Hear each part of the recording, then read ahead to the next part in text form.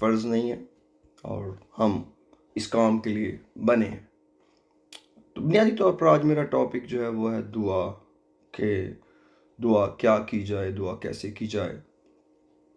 और मैं चाहता हूँ कि आप इन बातों को सोचें, समझें, क्योंकि जो अपनी डगर होती है, जो रिवायत होती है, उसको चेंज करना बहुत मुश्किल होता है। ये कह देना बहुत आसान है, क्योंकि जब कोई रस्म बन जाती है तो वो सच्चाई के ऊपर ऐसे छा जाती है कि वो रस्म सच्चाई लगने लगने लगती है। अगर वो ना लगे, अगर वो ना परफॉर्म की जाए तो लगता है कुछ कमी है। और यानी रस्मों का जो दबाव है वो इतना ज़्यादा है कि वो कलाम के ऊपर ही रहा।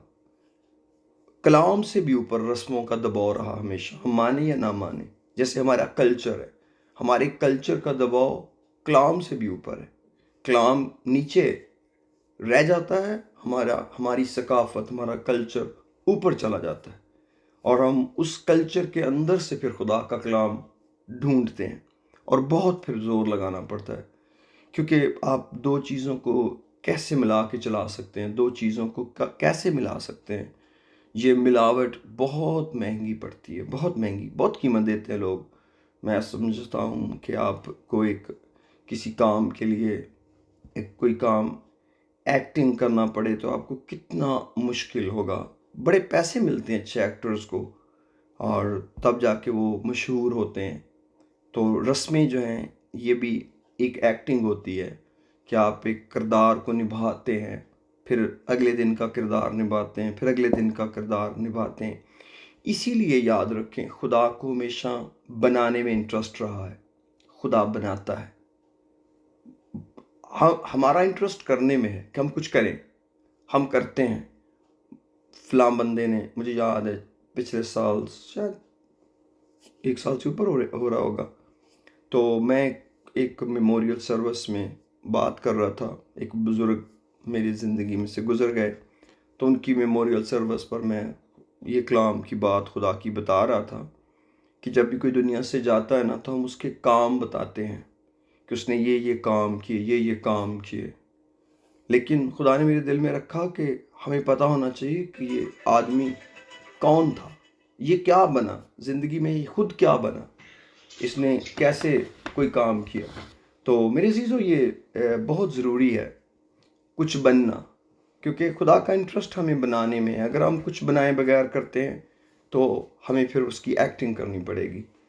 आप माने या ना माने, जो लोग नहीं बन पाते ज़िंदगी में, उनको फिर वो किरदार निभाना पड़ता है और वो किरदार निभाने के लिए उनको बड़ा ज़ोर लगाना पड़ता है।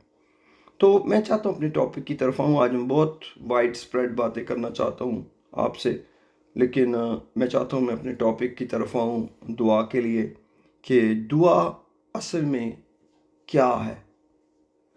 कि खुदा, हम हमारा क्वेश्चन है क्या खुदा से दुआ के बारे में, यानी कि हम क्या दुआ करें या हम कैसे दुआ करें। क्वेश्चन पहले ज़हन में बनाना है कि यीशु मसीह से हम क्या पूछें, कि क्या दुआ करें या कैसे दुआ करें। क्या दुआ करें या कैसे दुआ करें।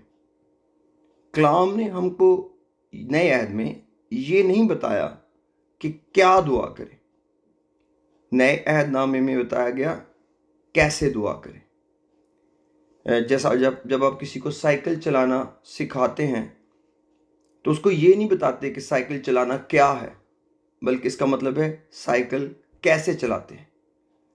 तो सवाल है कैसे, क्या नहीं, क्योंकि जो क्या है वो सॉलिड है, वो बनी बतरी चीज़ है जो आपको मिल जाएगी और आप उसको यूज़ करेंगे।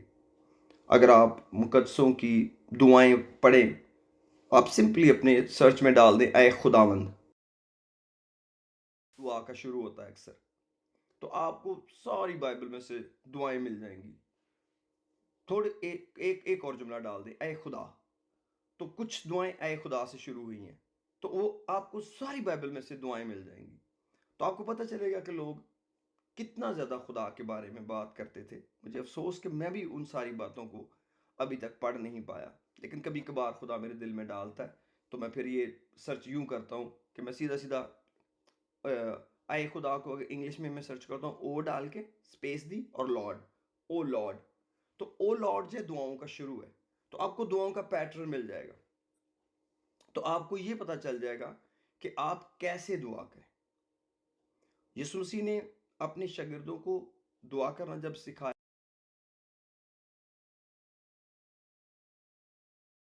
दुआ करो। आप अपने बच्चों को कैसे सिखाते हैं, क्या नहीं सिखाते?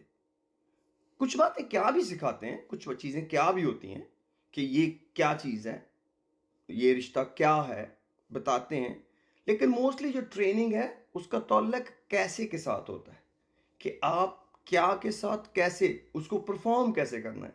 तो आप जब सिखाते हैं तो एक हुनर को एक जगह से दूसरी जगह ले जाते हैं, एक लर्निंग को उठाकर किसी को दे देते हैं। तो दुआ की लर्निंग के दो फैक्टर यीशु मसीह ने बताए। शुरू में कि गुनाह डील करना है, आखिर में कि जवाब लेना है।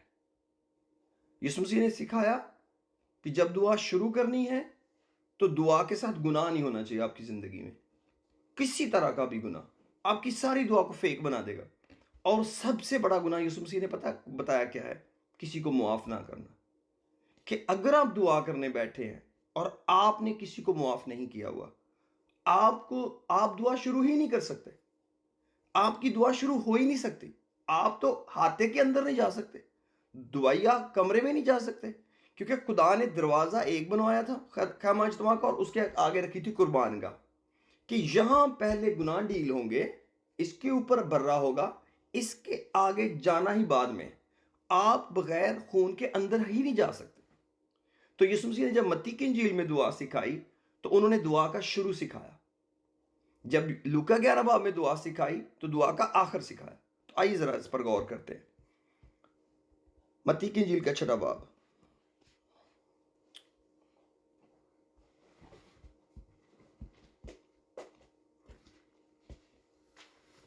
Lord hallelujah. मत्ती की इंजील उसका 6 बाब, और मैं इसकी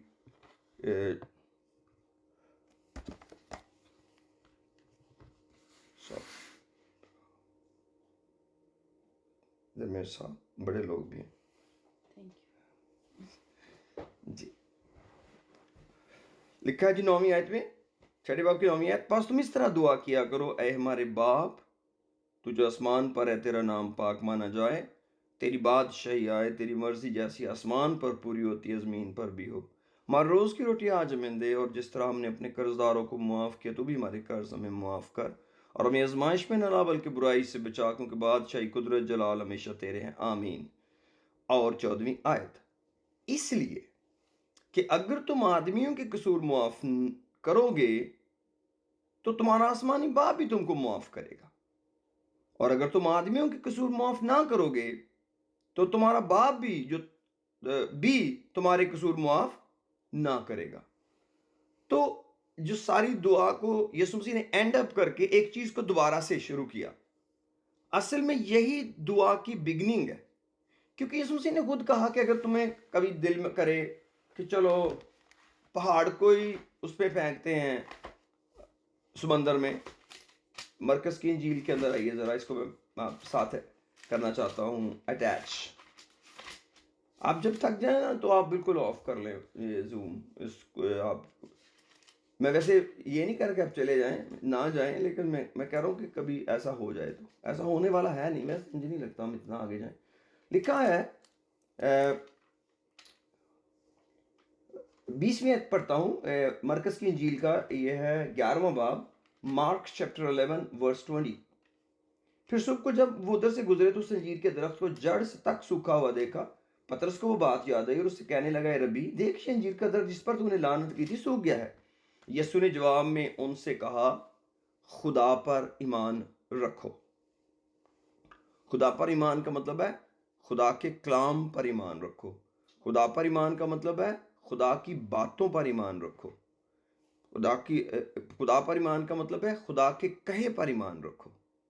आज ही मैं सुबह अपने बच्चों को बता रहा था कि हम चारों बैठे थे, तो हम बात कर रहे थे एक कनानी औरत की कि उसकी बेटी को एक बदरूस्त आती थी। तो यीशु मसीह ने उसके ईमान की तारीफ की। तो उसने ईमान ये था कि जब यीशु ने कहा ना कि लड़कों की रोटी लेकर कुत्तों को देना रवा नहीं, तो उसने कहा हाँ मालिक। इसका मतलब है कि यीशु, तू ठीक कह रहा है। यहूदी और गैर कौम वालों का इतना फर्क है जैसे इंसान में और कुत्ते में है, मगर कुत्ते भी तो अपने मालिक की मेज से खाते हैं। तो जो पहली बात थी उसने एक्सेप्ट की, ये फेथ था। उसने कबूल की कि अगर यीशु कह रहा है ना कि हमारी हैसियत जानवरों जैसी है तो ठीक है, ये ठीक कह रहा है।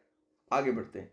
22वें में लिखा है, 23वें में लिखा है, मैं तुमसे सच कहता हूं जो कोई इस पहाड़ से कहे तो उखड़ जा और समंदर में जा पड़ और अपने दिल में शक ना करे बल्कि यकीन करे जो कहता वो हो जाएगा, तो उसके लिए वही होगा।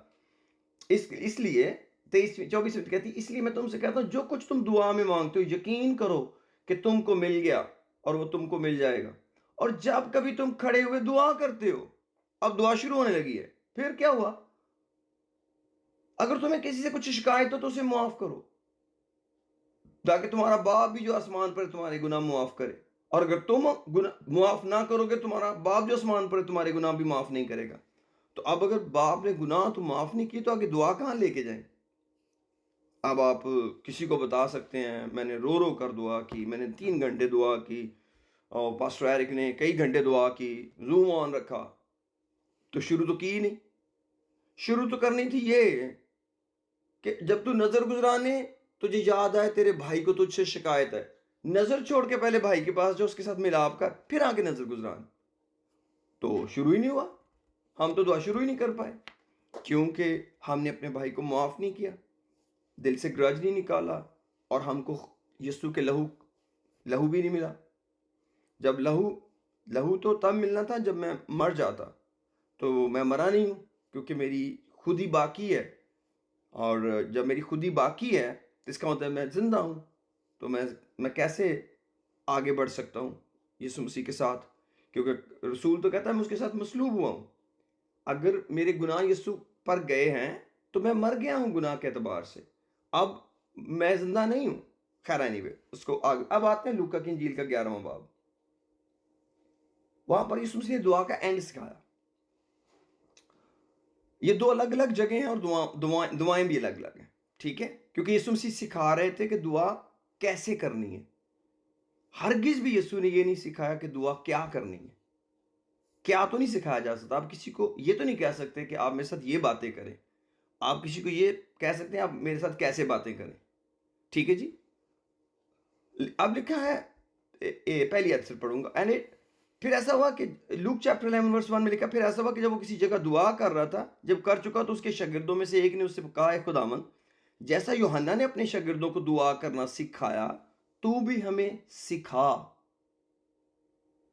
ये नहीं उन्होंने कहा कि तू भी हमें दुआ बता। जब अब आप कहते हैं ना खुदावंद तू मुझे दुआ बता, तो इसका मतलब है आपको एक बनी बनाई चीज दे देगा खुदावंद, ये है जी, ये दुआ है। रसूल का क्वेश्चन है हमें भी दुआ करनी सिखा। तो इसका मतलब है वो कह रहे हैं हमें ये हुनर सिखा, ये हमें फन सिखा। और ये सारे लोग दुआ के बड़े फनकार निकले आगे चलकर। ये ऐसे फनकार थे कि जिस जगह दुआ करते थे वो कमरा हिल जाता था। ईद पेंतिकोस की बात नहीं कर रहा, उसके बाद भी ये ऐसे दुआ करते थे कि जेल में फरिश्ता चला कर पतरस को निकाल के ले आया। ये ऐसे दुआ करते थे कि कई कई नबी इनके बीच में होते थे, और रूल कुदस डायरेक्टली कहता था पौलुस और बरनबास को उस काम के लिए मखसूस करो जिसके लिए मैंने नहीं चुना है। ये ऐसे थे कि जिनके बीच में अगर कोई आए तो तौबा करके जाए। ये ऐसे दुआ के फनकार बन गए क्योंकि इन्होंने दुआ करना सीखा। इसीलिए ये दुआ आगे कभी भी रिपीट नहीं की गई बाइबल में, नेवर, कि रसूलों ने कभी भी इन अल्फाज को रिपीट किया हो, क्योंकि उनको पता चल गया था दुआ का आर्ट क्या है, दुआ किन लाइंस पे करनी है, कि किस तरतीब में करनी है। अब इसको मैं पढ़ने नहीं लगा, मैं एंड पे जाने लगा हूं। लिखा है 4थी आयत में, और हमारे गुनाह मुआफ कर क्योंकि हम भी अपने हर कर्जदार को मुआफ करते हैं, और हमें आजमाइश में न ला। फिर उसने जब आपको लफ्ज मिल जाए ना फिर या एंड, इसका मतलब है बात अभी जारी है। ये जहां जहां आपको एंड मिलेगा वो इसका मतलब है ये बात जारी है, ये दुआ जारी है, ये दुआ जारी है।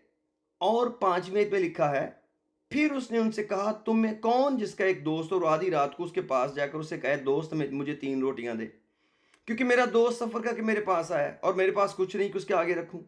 और वो अंदर से जवाब दे मुझे तकलीफ ना दे, अब मेरा दरवाज़ा बंद है और मेरे लड़के मेरे पास बिछौने पर हैं और मैं उठकर तुझे दे नहीं सकता। मैं तुमसे कहता हूं कि अगरचे वो इस सबब से कि उसका दोस्त है उठकर उसे ना दे, तो भी उसकी बेहयाई के सबब से उठकर जितनी दरकार है उसे देगा। पास मैं तुमसे कहता हूं, मांगो तो तुमको दिया जाएगा, ढूंढो तो पाओगे, दरवाजा खटखटाओ तुम्हारे वास्ते खोला जाएगा। तो ये क्या है दुआ का एंड? दुआ का एंड क्या है कि पता है कि मैं अपने दोस्त के पास हूं और मुझे रोटियां लेकर ही जाना है। शुरू है मैंने गुनाह डील करना है अपना, दिल में कोई ग्रज नहीं है, मैं थ्रू हूं खुदा के सामने।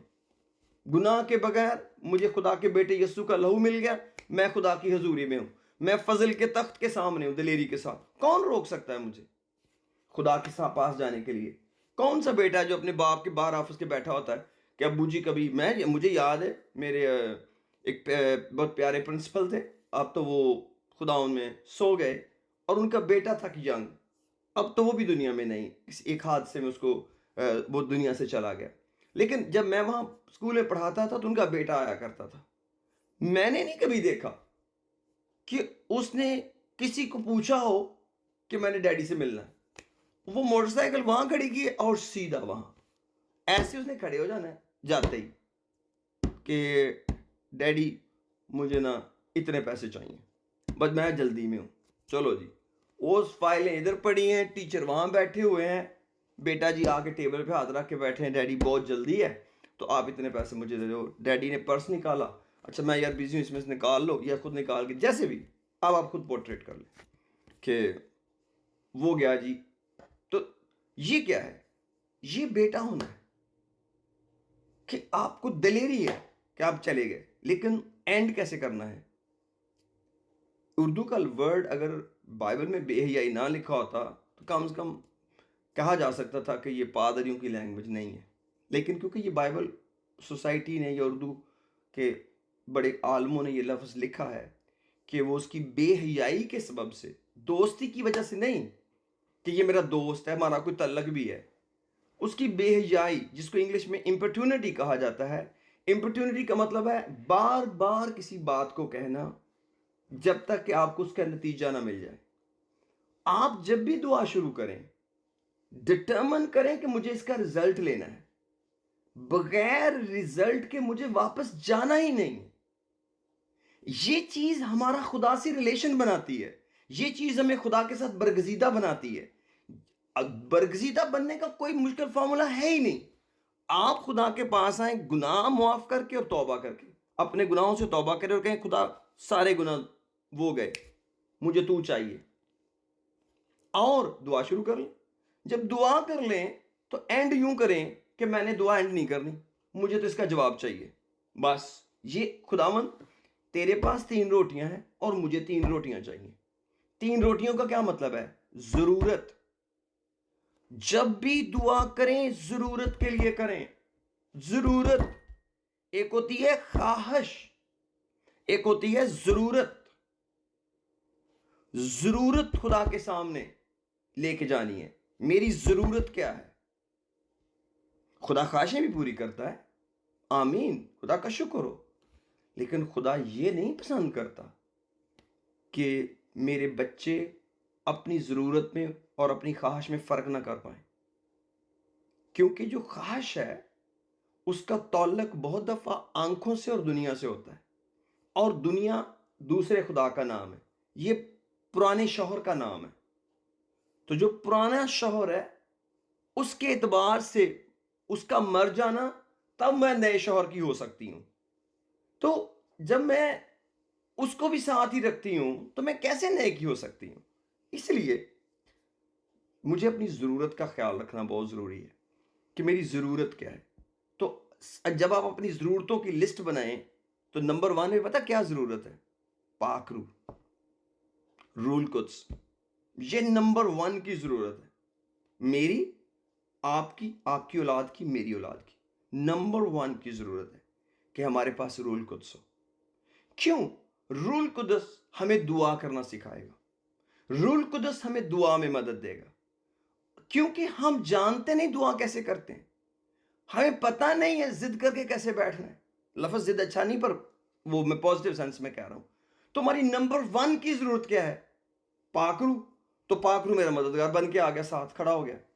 तो खुदा ने कैसा पावरफुल निजाम बनाया हुआ है कि मांगने वाले को खुद ही स्ट्रेंथ, जैसे कई बड़े बड़े लोग होते हैं ना, तो उन्होंने नौकर रखे होते हैं कि जो हमारे दरवाजे पे आए मुझे मिलने के लिए, उसको पानी वानी पिलाना। वो ऐसा धूप में ना खड़ा रहे, उसको चेयर देना, बैठे, मैं आके मिलता हूं, उनको पानी वानी पिलाना ताकि वो कहीं थक ना जाए। इसलिए कई लोग देर तक बैठे रहते हैं लोगों के दरवाजों का आगे, बुरा नहीं मानते। यार बड़ा अच्छा इंतजाम था, बहुत बहुत कदर की गई। मुझे याद है हमारी एक छोटी सी ख़ानदानी रिवायत है। कुछ रिवायतें अच्छी होती हैं, उनमें से ये भी है कि जब हमारे ख़ानदान में से कोई जाता है दुनिया से, तो हमारा पूरा फोकस होता है कि यार जो लोग अफसोस करने आए, उनकी उनकी अच्छी खैर खैर खैर होनी चाहिए, उनकी पूछगछ अच्छी होनी चाहिए। चाहे वो अफसोस कर नहीं आया, उसको ज़रूर उसका ख्याल रखा जाना चाहिए। तो ऐसे ही खुदावंद ने हमारे लिए किया है कि उसने हमें रूल कुदस दिया है। तो जब आप खुदा से मांगें तो नंबर 1 पे रूल कुदस मांगे, और जब आप दुआ करें तो रूल कुदस में करें। The best way to pray is in spirit. Best way, रूह में दुआ करें और डिटरमिन कर लें आपको इस दुआ का जवाब लेना है, और खुदावंद को डायरेक्टली बता दें, खुदावंद अगर ये तेरी मर्जी नहीं है, दुआ मेरी गलत है, तो इस दुआ को मेरे ज़हन से निकाल दे, और अगर ये तेरी मर्जी में है तो मुझे इसका जवाब चाहिए। That's it. और क्या होगा? ये गुफ्तगू ही आपको रूहानी बना देगी। ये गुफ्तगू ही हमें रूहानी बना देगी। हमें ट्राई नहीं करना कभी भी खुदा को, नेवर। खुदा को कभी नहीं आजमाना। अबलीस ने यीशु को कहा कि खुदा को आजमा, तो यीशु ने कहा क्यों आजमाऊं भाई? कलाम में लिखा है तू खुदावंद अपने खुदा की आजमाइश ना कर। अगर आप आजमाने की वजह से खुदावंद के पास आए हैं तो ये गुनाह के बराबर है। खुदावंद के पास जब आए तो लेने आए, क्योंकि वो बादशाहों का बादशाह है।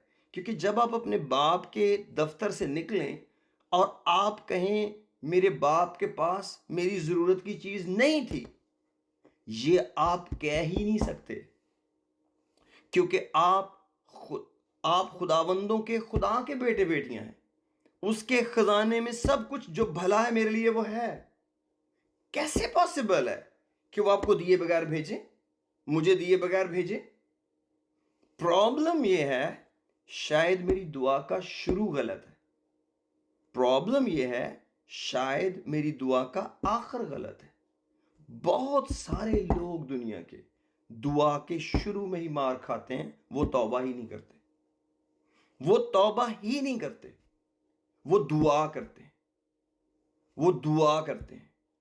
दुआ नहीं शुरू हो सकती आप जब तक किसी चीज को, आपके पास दुनिया की सबसे महंगी कार खड़ी हो आपके गैराज में, जब तक आप उसको स्टार्ट नहीं करेंगे वो कैसे परफॉर्म करेगी? आपके दरवाजे के आगे खड़ी है, आप कहेंगे इसको स्टार्ट नहीं करना, ना ना ना इसको स्टार्ट नहीं करना। जैसे कि पुराने वक्त में बुजुर्ग कहते थे, गाड़ी खड़ी, बच्चों कहते इन्हू हाथ नहीं लाना, इन्हू हाथ नहीं लाना। तो जब हम तौबा के बगैर दुआ करते हैं तो बिल्कुल ऐसे है कि खुदा की कुदरत मेरे पास मौजूद है और मैंने काम नहीं करने देनी इसको। आज आपको कितने लोग दुआ के बाद पुरानी जिंदगी में जीते मिलेंगे? कैसे पॉसिबल है कि कोई शख्स दुआ करे खुदा से और उसके बाद उसकी जिंदगी में गुनाह भी हो, चाहे वो गुनाह दोबारा उससे हो जाए, जितने गुनाह उसको मालूम है? कैसे वो तौबा के बगैर दुआ करने चला गया? कैसे अंदर आ गया पोशाक पहने? क्योंकि जब हम तौबा करते हैं हमें सफेद कपड़े मिलते हैं, नई जूती मिलती है, और अंगूठी मिलती है, और रोटी मिलती है, और पानी मिलता है, और जश्न होता है। जब मुस्लिम बेटा अपने बाप के घर में आया था, बाप से गुफ्तगू कर रहा था, तो वो क्या थी? वो दुआ थी। उसने तौबा की, ए बाप मैंने आसमान को और तेरी नजर में गुनाहगार हुआ, अब इस लायक नहीं तेरा बेटा कहलाऊं, मुझे नौकरों जैसा रख ले। ये क्या है? ये तौबा। तौबा का जवाब क्या है? सबसे अच्छी पोशाक निकाल के लो, इसके पांव में जूती पहनाओ और इसके हाथ में अंगूठी पहनाओ। 3 चीजें एक्स्ट्रा जो उसने नहीं मांगी वो मिलेंगी। तो कैसे पॉसिबल है कि हम बाप से गुफ्तगू करें और उसके बाद हमारी जिंदगी ना बदले? कैसे पॉसिबल है? ये दुआ दुआ नहीं है। Very simple. क्यों? क्योंकि दुआ के असर से बहुत कुछ हो सकता है। रास्तबाज की दुआ के असर से बहुत कुछ हो सकता है। कौन सा रास्तबाज? Not of character but of faith. ईमान का रास्तबाज। ईमान का रास्तबाज क्या होता है? जिसके पास यीशु मसीह की रास्तबाजी हो। यीशु मसीह की रास्तबाजी कैसे मिलती है? मैंने सारे गुनाह तुझे दे दिए और तेरी रास्तबाजी ले ली। आप बताएं, जिस बंदे को आप मार डालें स्लीप पर, उसके जिम्मे कौन सा गुनाह बाकी है?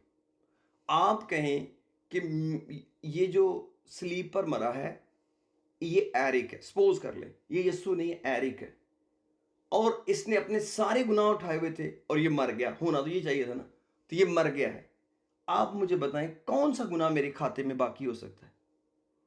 कैसे पॉसिबल है कि मैं तौबा करूं और मेरे सारे गुनाह मुआफ हुए हों और गुनाह मेरी जिंदगी में मौजूद हो? आप जानते हैं ये कितना खतरनाक खेल है जो हम खेलते हैं खुदा के साथ। कितना खतरनाक है दुआ को शुरू करना तौबा के बगैर। लिटरली जानते हो ना मेरी जिंदगी में गुनाह है और खुदा को कहना मेरा काम कर, खुदा मुझे शिफा दे, खुदा मुझे जॉब दे, खुदा फलाने को जवाब दे, फलां को इब्राहिम की गोद में जगह दे। मैं तो हैरान खुद होता रहा हूं कि जब मैं कब्रिस्तान जाता था जनाजे पे, अक्सर मैं जाता था, हमारे घर के बिल्कुल करीबी कब्रिस्तान है, तो अक्सर बड़ा आसान होता है जनाजों में शरीक होना। एक आम आदमी, ये नहीं कि मैं उसको कोई तंज कर रहा हूं, एक आम सिंपल बंदा खुदा से दुआ करता है, खुदा तो इस भाई को फिरदौस में जगह दे। बहुत अच्छी दुआ है ये, लेकिन आपके पास क्या राइट है? कैसे अथॉरिटी से आप किसी को फिरदौस किसी के लिए मांग रहे हैं? आप अपने पास जानते हैं कि आप फिरदौस में है कि नहीं? मेरे अजीजों, खुदावन आपको अल्फाज देता है, खुदावन आपका ज़हन खोलता है, मेरा ज़हन खोलता है। कब? जब हम खुदावंद के तरीके से दुआ करते हैं, खुदावंद की सिखाई हुई दुआ करते हैं। खुदा की सिखाई हुई दुआ क्या है? सबसे नंबर 1, उसके साथ मेरा रिश्ता क्या है? अगर वो मेरा बाप है तो मैं क्या ठहरूं? मैं क्या ठहरूं? उसका बेटा। और ये बेटा क्या है? बेटे का इख्तियार है। आप जब किसी के पास जाके कहते हैं ना मैं एरिक का बेटा हूं, तो ये एक इख्तियार है। अगर मैं अपने बेटे को इख्तियार दे दूं, और खुदा ने ये रवायत आसमान पे डाली हुई है कि उसने अपने बेटे को सारा इख्तियार दिया हुआ है, हत्ता के अदालत का भी, और उस बेटे की वजह से हम बेटे बने और हम उसी विरासत में शामिल हैं और हमें उस इख्तियार को इस्तेमाल करना है। इसीलिए उसने कहा जरा ट्राई करो, पहाड़ को कहो समंदर में जा गिरे। ये चीज खुदा को खुश करती है कि मेरे बेटे थोड़ा पांव पांव चलने लगे हैं। क्यों? क्योंकि एक दिन उसने कहना है सब चीजें झुकनी चाहिए तुम्हारे पांव के नीचे, सब चीजें तुम्हारे पांव के नीचे आनी चाहिए। यह खुदा का हुक्म है कि वो जल्द अबलीस को तुम्हारे पांव के नीचे कुचलवा देगा। हम कुचलने के लिए दुनिया में रखे गए। हमारी दुआ की स्ट्रेंथ अबलीस को पांव तले कुचलना है।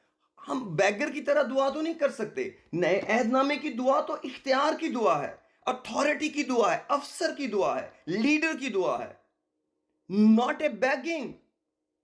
बैगिंग किस बात की है? अपने गुनाह पर ईमान के लिए। खुदावंद मुझे वॉश कर कि मैं अपने इख्तियार में वहां जाके खड़ा हो जाऊं जहां मैं चीजों को खोल और बांध सकूं। That's it, that's it. बस मांगने की दुआ कितनी लंबी होनी चाहिए? 1 या 2 दफा, 3 दफा, बस the thing is done. And up कहाँ होगा? एंड अप होगा फतह में। क्या 3 रोटियां नहीं मिली? लेकर गया। कलाम कहता है वो देना नहीं चाहता था, बच्चे बिछौने पे थे, रास्ते के आगे बच्चे सोए हुए थे, दरवाजा खोलना मुश्किल था, लेकिन बाहर बंदा ही बेहयाई पे उतर आया। उसने कहा मैं तो जाना कोई नहीं भाई जी, मैं तो कोई नहीं जाना, असी ते अद्धी रात आए जो असा 3 रोटियां लैके जाना जे, तुसी जो मर्जी कर लो। वो कह रहा भरा मेरे बच्चे उठ गए तो तू तो टुर जाना, इन्ना रोंदे रहना है। वो आंदा मैनू सर जी किसी सवाल का जवाब नहीं जो आंदा, मेरा सवाल जो 3 रोटियां ते तुहाडे घर हैगियां ने, मैनू 3 रोटियां चाहिए जे, बस। वो को समझाण ते लगा होया है, यार कोई टाइम वेख लिया करो, कोई तरीका होंदा यार, है कोई तरीका है? ओ जी सर तुसी वो छड्डो, फिर वेखांगे, तुसी सानू 3 रोटियां काट के लिया के दो। और ये बात कौन सिखा रहा है? यीशु मसीह खुद खुद अपने बारे में, अपने बारे में, जब मुझसे मांगो तो ऐसे मांगो। यीशु ने खुद कहा, एक जगह उसने कहा मेरे नाम से बाप से मांगो वो तुम्हें देगा, और फिर आगे यूहन्ना में लिखा है जो कुछ तुम मुझसे मांगोगे मैं तुम्हें दूंगा। अपने बारे में कह रहा है कि जब मांगना है तो ऐसे मांगना है कि हाँ कोई नहीं जाना, ऐसा कोई नहीं जाना, संत चाहिए है।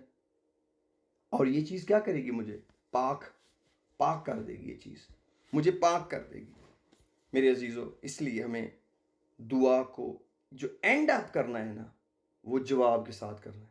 ये नहीं कि उसी वक्त मिल जाए, लेकिन लाजमी मिल जाए, लाजमी। क्योंकि अगर वो जवाब मैं लूंगा ही नहीं तो ये मेरी गलती है। और अगर मेरी दुआ का शुरू रॉन्ग है, too dangerous, too dangerous, don't do this, कभी नहीं। अगर आपको मालूम है कि आप तौबा नहीं कर सकते गुनाह से, कोई जरूरत नहीं है तकलीफ अपने आप को देने की। दुआ नहीं सुनी जा सकती, ये खुदा का कानून है कि अगर तुम आदमियों के गुनाह माफ नहीं करोगे, तुम्हारा आसमानी बाप भी तुम्हारे गुनाह माफ नहीं करेगा। एक्सेस जो है वो तौबा है। अगर आप गुनाह के साथ लिपटे हुए हैं, आप खुदा के साथ बाप और बेटे का रिश्ता ही नहीं बना सकते। क्योंकि हमारा बाप क्या है? पाक। और इख्तियार क्या कहता है? सबसे पहले तेरा नाम पाक माना जाए। तो पाकीज़गी कहाँ होगी? तेरी पाकीज़गी मुझ में, मैं पाक बन गया हूं, मेरा दिल पाक है। अरे पाक तो बहुत मुकद्दस होते हैं, पाक हो तो मुकद्दस है, तो क्या हम मुकद्दस होंगे? मुकद्दस हम तो नहीं हो सकते, हम तो बड़े गुनाहगार हैं। यस आप गुनाहगार हैं, मैं भी गुनाहगार हूं, मगर अब खुदा आपको मुकद्दस बनाना तो बनना पड़ेगा। सारा सारा ऐज़नामा लिखा है मुकद्दसों का। आप जरा अमाल के आगे पढ़ के तो देखें, किस गुनहगार को कोई खत लिखा है? सब मुकद्दसों को लिखे हुए हैं, लफज ही मुकद्दस यूज हुआ है, सब मुकद्दस। अब आप कहते हैं हम मुकद्दस बनने के लिए तैयार नहीं, कोई बात नहीं, लेकिन मेरे अजीजों आप पकीजगी पर जाएंगे, फिर आप बादशाही पर जाएंगे। कब तक? जब तक मेरे अंदर बादशाही कायम नहीं होगी। खुदावन तेरी बादशाही मेरी जिंदगी में आए, तू मेरी जिंदगी में राज कर। 15 तारीख को खुदावन तू मेरी जिंदगी में राज कर, 16 तारीख को खुदावन तू मेरी जिंदगी में राज कर, 17 तारीख को। अल्टीमेटली क्या होगा? ये राज आ ही जाएगा। क्यों? क्योंकि एक पहले अंधेरे का राज है, अंधेरे का राज मेरी जिंदगी से निकल जाएगा, रोशनी का राज आ जाएगा। एक हुकूमत को निकालना है, दूसरी आ जाएगी। हम चीज़ों को मैनेज करते हैं दुनिया में। हम कहते हैं ओ यार काम चलाओ, यार किस तरीके ना काम चलाओ, ओ यार कम चलाओ किस तरीके ना। आप दुआ में काम नहीं चला सकते, ये बहुत सेंसिटिव इशू है, ये एक मैकेनिज्म है, ये एक मशीनरी चल रही है। इसका हर पुर्जा उसकी जगह पे जुड़ेगा तो फिर ये काम करेगा। पुर्जों के तो ना करे हबड़ दबड़ में, कि लोगों को हबड़ दबड़ का शौक होता है, फड़ लो फड़ लो फड़ लो, छेती छेती छेती। बहुत सारे पंजाबी के मुहावरे बड़े अच्छे हैं, लेकिन मेरा दिल नहीं कर रहा बोलो, लेकिन बड़े बड़े परफेक्ट हैं जल्दी करने वालों के लिए। हमें जल्दी करने की क्या ज़रूरत है? हमें ठीक करने की ज़रूरत है। कई लोग कहते हैं मैं बड़ा जल्दी में था, लेकिन ठीक भी तो होना है। जब आप किसी को कहते हैं तेज़ गाड़ी चलाओ, तो इसका ये तो नहीं मतलब कि अब आप रुकने की जगह रुको ना, नहीं, तेज़ गाड़ी चलाओ एहतियात के साथ। तो एहतियात लाजम है। तो हमें मेरे अजीज़ों दुआ का जवाब लेना है, और हमें एक ऐसी दुआ करनी है जिसका हमें फल मिले। मैं रस्मों के खिलाफ नहीं हूँ, लेकिन सच्चाई ये है कि मैं रस्मों के बहुत खिलाफ हूँ। मेरे अंदर एक ऐसी नफरत है रस्मों के खिलाफ, सिवाय चंद एक रिवायतें जो पौलुस ने दी हैं उनके अलावा, क्योंकि ये सच्चाई को खा जाती हैं। आप सच्चाई और रिवायत को इकट्ठा नहीं चला सकते कभी भी। आप देखें, आप जिस दिन मेरा बाप दुनिया से गया 12 मार्च को या 13 मार्च को उनकी डेथ हुई है। मुझे दोनों डेट्स में थोड़ा सा कंफ्यूज हो गया। उसकी वजह यह है कि एक डेट वो है जिस दिन हम अमेरिका आए थे, तो एक दिन वो है, बिल्कुल एक दिन का फ़र्क है जब अब्बा जी दुनिया से गए। अब हम अगर इस साल मार्च में उनकी बरसी कर लें, होपफुली शायद छोटा भाई वहाँ पर है या चाचू या सारे रिश्तेदार कोई इबादत का एहतमाम कर लें, कैसे वो उस वक्त को दोबारा रिपीट कर सकते हैं जो एक साल पहले हुआ, सिवाय ये कि एक याद के। आप एक साल के बाद उस रस्म को मना सकते हैं, उस दिन को नहीं। और आस्ता आस्ता क्या होगा, चलो हम रहने दो, काफ़ी साल हो गए, रहने दो, ठीक हो गया जी, खत्म। और हमारे तो हम तो करते ही नहीं बरसियां, बिल्कुल। तो मेरे अजीजों, बहुत दफ़ा इस जंगल से निकलना पड़ेगा, हम आपकी मदद करें। और मुझे लग रहा है ये दीवार अब हिल रही है, ये जो रस्मों वाली है, और मैं बड़ा खुश हूं कि ये धड़ाम करके गिरी जाए, ताकि सब लोग खुदावन से लिपट जाएं और सच्ची सच्ची बातें करें और कहें, खुदावन मैं झूठा हूं, मेरे अंदर कमी है, मैं हार गया हूं, मैं गिर गया हूं। हाथ उठाकर कहें, ओ खुदावन मैं हार गया, मुझसे गुनाह हो गया, मुझे फिर गुस्सा आ गया। इसमें कोई रस्म नहीं है, ये सच्चाई है। खुदावन गले लगा लेता है, और कोई बात नहीं, ठीक हो जाएगा, अगली दफा तुम ठीक हो जाओगे। खुदा को अच्छी दुआएं नहीं चाहिए, खुदा को सच्ची दुआएं चाहिए। खुदा सच्चाई का खुदा है, खुदा का नाम सच्चाई है। आप कभी भी अच्छी दुआ नहीं कर सकते, सच्ची दुआ से अच्छी कोई दुआ नहीं होती। कोई अल्फाज अच्छे नहीं होते, कोई एक्शन, कोई आवाज अच्छी नहीं होती दुआ में। नो, सच्चाई अच्छी होती है, सिर्फ सच्चाई, सच सच सच सच सच, बस जो सच है वो बता दें, और बरकत ही बरकत है। बहुत सी बातें अभी बाकी हैं, पर